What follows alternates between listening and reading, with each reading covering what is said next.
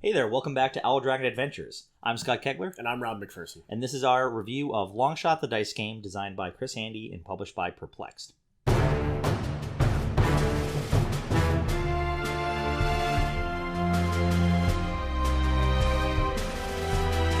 So this is one of the games that I was looking forward to picking up at Gen Con, and I was able to get a copy. They were selling basically leftover Kickstarter copies as well. So have all the Kickstarter components in here.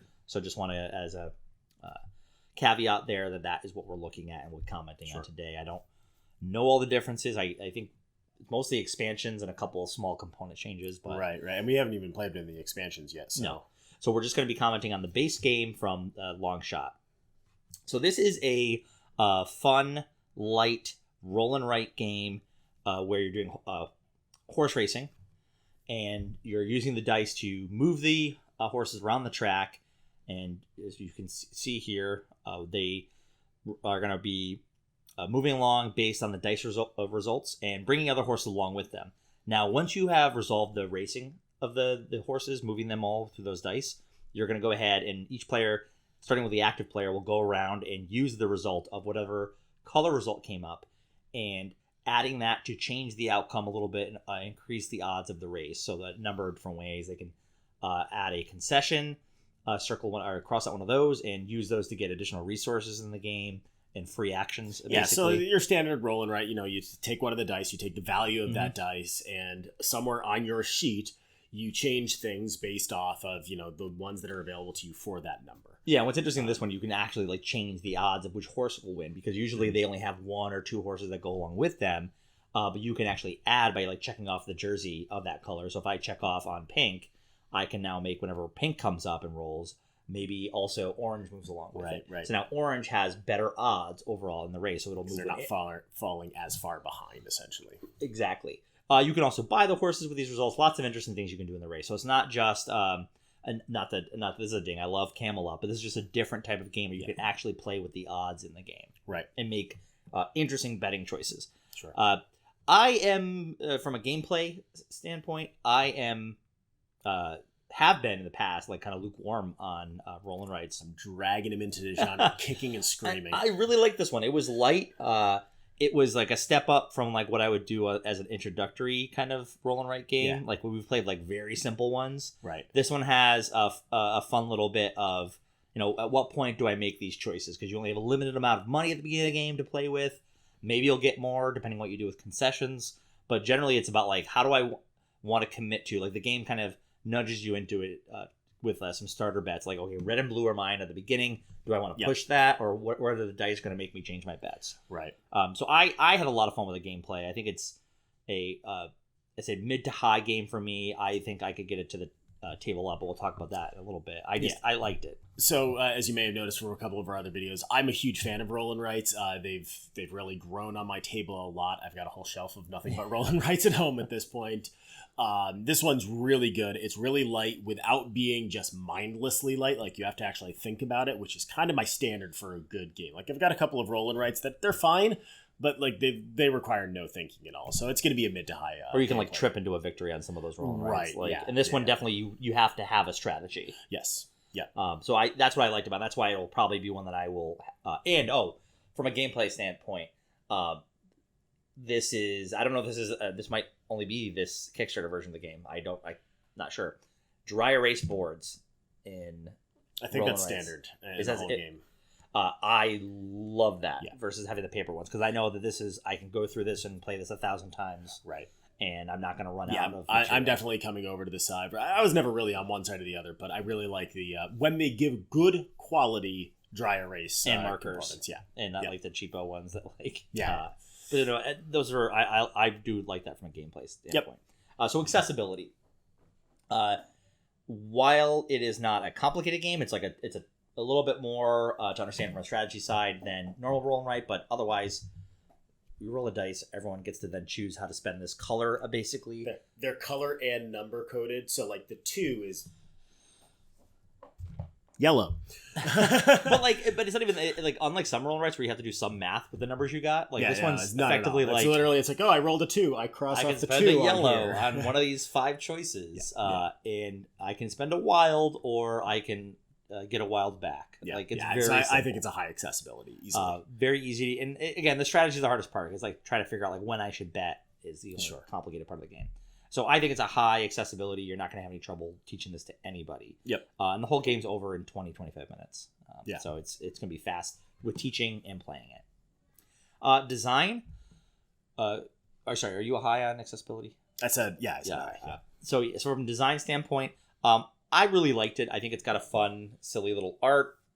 I like the small package of the game that didn't try to be this gigantic game. I think I like the layouts are very easy to follow on the player boards on what I can do, what I can mark off. Everything I need to know is there in the player guide to basically know what I'm doing during the race. Right.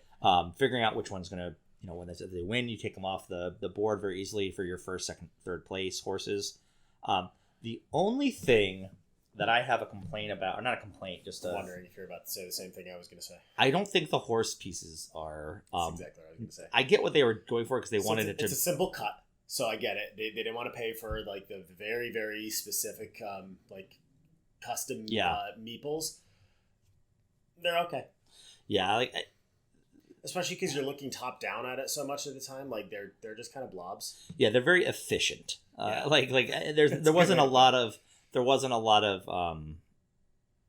style put into them. Yeah. The screen printing on them is great. Yeah. It's just that the meeples themselves are just their blocks of wood. Yeah, and because of the shape too, sometimes I noticed I was like knocking them around a little bit. So again, it's a minor complaint because you don't move them a ton. Right. Once per roll. Yeah. Or several of them on one roll. But yeah, so it's the only thing I didn't like about the design was the horses. Yeah. I'd say it's somewhere in a mid to high range, eking towards that high side of things. I would agree with that. It's a minor thing. I love everything else about the packaging. I guess I'll put this into design and then also comment it in quality. But magnetic closure on boxes like this, from a design standpoint, big fan. Yeah. Which does bring us directly into quality. So that's the nice little quality component, adding that magnet closing box. I love that. And we already mentioned the good quality dry erase markers and very easy. So a couple of games that have come out recently in the roll and write genre, their erasers are terrible. These are not. They are great. They are wipe and it's gone. There's even a silly little jockey helmet eraser you can use that's a little bit bigger, which I believe that is a Kickstarter exclusive. I think it is a Kickstarter exclusive. It's very silly, but it's actually functional because it's a much larger surface area eraser. But no, it's all high quality components. The box is nice, heavy duty box. Everything about it is even the dice they're good. They're easy to read, inset. They've got good color to them. I think it's not really quality, I guess it's design. The only other thing that I have is that there's two different blues for reasons. Yeah. So there's a light blue and a dark blue, so we've started referring to them as numbers. Yeah, it's a minor thing. I almost feel like they should have done like a slightly different color. I'm not sure what offhand they should have done, but but for quality, sorry, ducking back to quality though, I'd say I'm a mid to high on that. Again, eking towards the high side of things. So value. It's a $30 game. I think I paid at the convention for the Kickstarter copy. I should have checked the retail version of it's probably $25-$30. Yeah, while you talk, I'll look it up. We have this thing called the internet. I know. I honestly think it's a high value game. I'm going to get to table a lot, as we talked about with that dry erase. I'm not going to run out of sheets on it. I think it's a very high value game for what you're spending. Is it about 20? So the Kickstarter, if you got it for 30, I think the Kickstarter version is going for 45 right now. The game itself looks like it goes for 20. Okay. I'm getting a little bit of mix, but Mini Market and Mercari have it for 20. What's the full retail on it?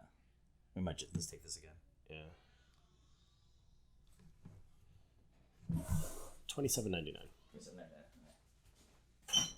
Liara, quiet.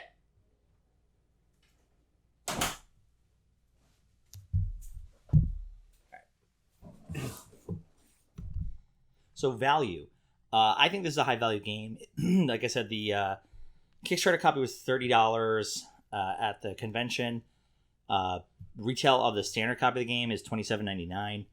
I think you can still probably get a Kickstarter copy of it. What do you say for like $45? I think it's 45 you can get one for, yeah. But this is the kind of game for if you like roll and writes. This is a great warm up, cool down game for that price. I think you're going to get a lot of play out of it. Again, you could do 2 or 3 games of it before you're getting into your main game of the night. Yeah. It's very quick, very light. I'm a huge fan of roll and writes. This is probably going to hit my shelf soon. Yeah, you won't run out of like I said, because it's the dry erase. You're not going to run out of sheets, so it's not like when you'll use up and you have to get a new copy of it. The only version of it we haven't tried yet is the solo, but yeah, I'll probably play that. I'll probably try it out and do a quick TikTok of that on our TikTok. So check that out. But very high value for me. So final thoughts, final score on this game. For me, long shot of the dice game. Again, scoring it for what type of game it is, what it is, I think it's a solid 7.5 out of 10. I really enjoy it. I think you're going to get what you want to get out of this game. Yeah. It's on the light side of roll and write games. So there's not a lot of the synergies that you can play off and everything. I'm going to put it about an 8 out of 10. It does what it does well. I just sometimes wish there was a little bit more meat to the bones, but that's not the game that it wants to be. So that's fine. Yeah, this is almost like an introduction type game. I said like just a little bit more fun for me to play than like a very light roll and write game. Right. And less, I think, complicated than like what's the one I have?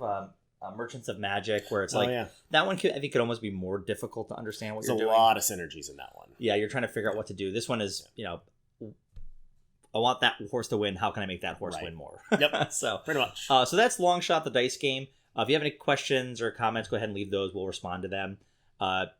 If you like this video and like to see more reactions, more reviews, and other content, go ahead and like and subscribe. So we wish you good luck with all of your future board game adventures. And thank you for joining us on ours.